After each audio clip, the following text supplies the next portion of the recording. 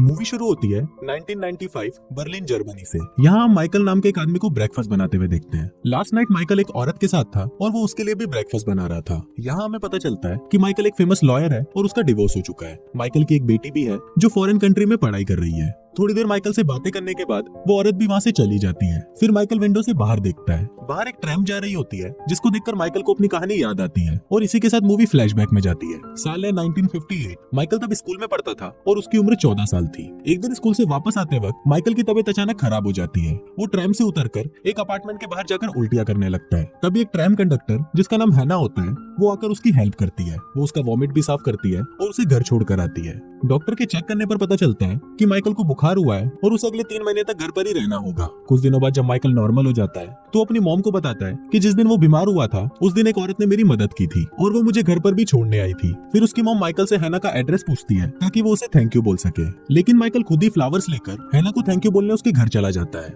वहाँ हैना उससे उसकी तबीयत के बारे में पूछती है। हैना को काम पर जाने के लिए कपड़े चेंज करने थे, इसलिए वो माइकल को बाहर वेट करने के लिए बोलती है। फिर जब हैना कपड़े बदल रही थी तो माइकल उसे बाहर से देख रहा होता है। तभी हैना माइकल को उसे देखते हुए देख लेती है और माइकल वहाँ से भाग जाता है। इसके बाद से माइकल रोज हैना को छुपकर देखता था पर उसकी हैना के पास जाकर बात करने की हिम्मत नहीं होती थी। फिर एक दिन माइकल फिर से हैना से मिलने जाता है। वहाँ पर हैना उसे नीचे से कोयला लाने के लिए बोलती है। फिर जब माइकल कोयला लेकर ऊपर आता है तो उसका फेस और उसके कपड़े गंदे हो जाते हैं। तब हैना उसे बोलती है कि तुम इस हालत में घर नहीं जा सकते, आओ मैं तुम्हें साफ कर दूं। और ये बोलकर वो माइकल को नहलाने लगती है। वो भी अपने कपड़े उतारकर माइकल के पास आती है और उसे बोलती है कि तुम यही चाहते थे ना, इसलिए तुम इतने दिनों से मेरा पीछा कर रहे थे। इस पर माइकल उसे कोई जवाब नहीं देता और वो दोनों वहीं पर ही गपागप करने लगते हैं। घर वापस आने पर माइकल के डैड उससे पूछते हैं कि तुम इतनी देर से कहाँ थे। माइकल बोलता है कि मैं खो गया था। इस पर उसकी बहन बोलती है कि तुम झूठ बोल रहे हो, अपने होम टाउन में कोई नहीं खोता। पर वहाँ उसकी मॉम उसका सपोर्ट करती है और कहती है कि माइकल कभी भी झूठ नहीं बोलता।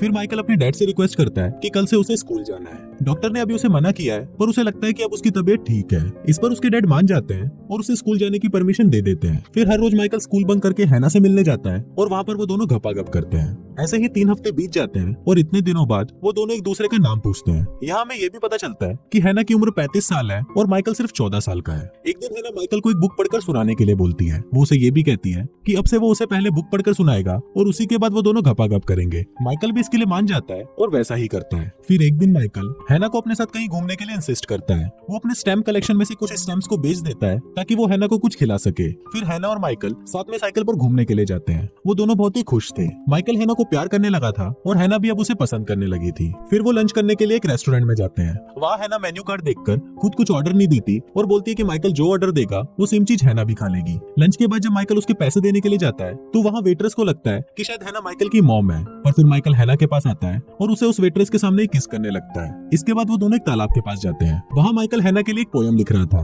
हैना के पूछने पर माइकल उसे बताता है कि ये पोयम अभी कंप्लीट नहीं हुई है। फिर कहानी वापस प्रेजेंट टाइम में आती है। यहाँ माइकल के हाथ में वही पोयम है जो उसने हैना के लिए लिखी थी। इसके बाद माइकल एक केस के सिलसिले में कोर्ट जाता है। वहाँ जब माइकल कोर्ट रूम में बैठा होता है तो उसे फिर से पुरानी बातें याद आती हैं और यहाँ से कहानी वापस फ्लैशबैक में जाती है। माइकल के स्कूल में सोफी नाम की एक लड़की थी जो उसे बहुत पसंद करती थी, पर माइकल उसे हमेशा इग्नोर करता था क्योंकि उसे हैना पसंद थी। फिर एक दिन हैना का प्रमोशन हो जाता है और उसे ऑफिस में जॉब दिया जाता है, पर किसी वजह से हैना इस प्रमोशन से खुश नहीं होती और वो माइकल के बर्थडे के दिन उससे झगड़ा कर लेती है। पर माइकल उसे मना लेता है और उस दिन वो आखिरी बार गपागप करते हैं। इसके बाद हैना माइकल को बिना बताए वहाँ से हमेशा के लिए चली जाती है। अगले दिन माइकल हैना के घर आता है तो वो देखता है कि घर पूरा खाली है और हैना जा चुकी है। अब इससे माइकल का दिल टूट जाता है और वो बहुत उदास रहने लगता है। इसके बाद 8 साल बीत जाते हैं। माइकल अब 23 साल का है और वो एक लॉ स्कूल में पढ़ता है। एक दिन कुछ स्टूडेंट्स को स्कूल की तरफ से एक केस देखने के लिए कोर्ट में ले जाया जाता है। ये केस उन औरतों पर चल रहा था जिन पर आरोप है कि उन्होंने 300 जूइश औरतों को एक जलते हुए चर्च में मरने के लिए छोड़ दिया था। वहाँ कुछ औरतें जो गार्ड की नौकरी कर रही थी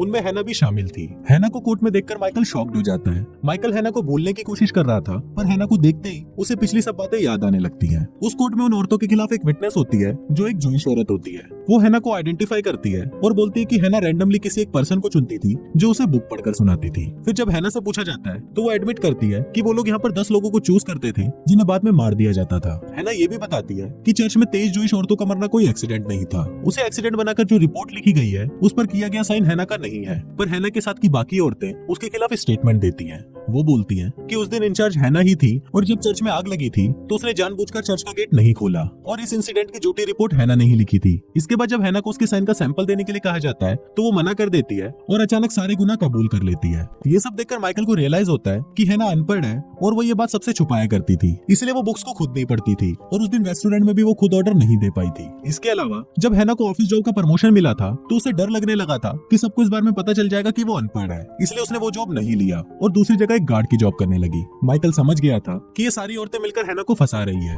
वो इसके लिए अपने प्रोफेसर से हेल्प मांगता है पर वो उसकी कोई मदद नहीं कर पाते क्योंकि हैना ने खुद ही अपना गुनाह कबूल कर लिया था। अब उसे बचाने का एक ही रास्ता है कि उसे सबके सामने कबूल करना होगा कि वो अनपढ़ है। अब ये बात माइकल हैना को बताने और उससे मिलने के लिए जेल भी जाता है पर वो उससे मिले बिना ही वापस आ जाता है क्योंकि जो तकलीफ हैना ने उसे दी थी वही तकलीफ वो हैना को भी देना चाहता था।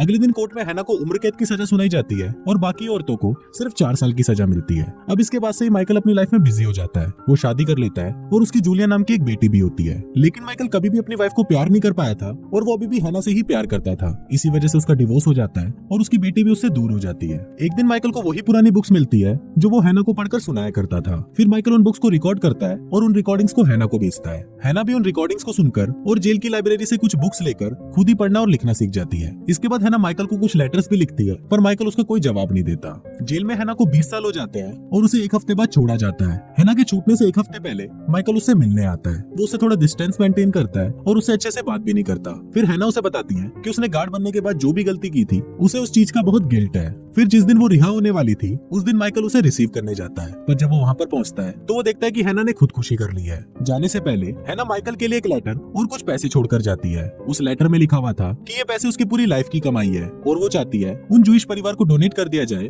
जो उस दिन चर्च में जलकर मर गए थे और ये काम वो माइकल को करने के लिए बोलती है। मूवी के लास्ट सीन में हम देखते हैं कि माइकल अपनी बेटी जूलिया से मिलता है। जूलिया रिसेंटली पेरिस से वापस आई थी और अब वो 21 साल की हो चुकी है। इसके बाद माइकल जूलिया को हैना की कब्र के पास ले जाता है और उसे अपनी और हैना की लव स्टोरी के बारे में बताता है और कुछ इसी तरह से ये फिल्म यहीं खत्म हो जाती है।